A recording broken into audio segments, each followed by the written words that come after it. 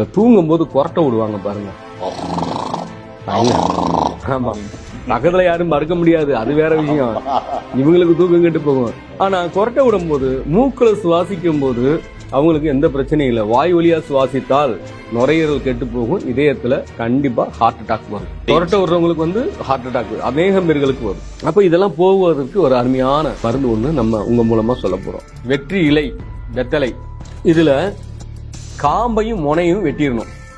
ஒரு 50 கிராம் வெத்தலை வாங்கி மிக்சியில போட்டு அரைச்சு அதோட சேர்ந்து தேன் 150 கிராம் தேன், ஒரு 50 கிராம் நெய் சேர்த்து அப்படியே பக்குவமா கிண்டி காலை மாலை 2 வேளை சாப்பிட்டு வந்தா 100க்கு 100 குணமாகும்.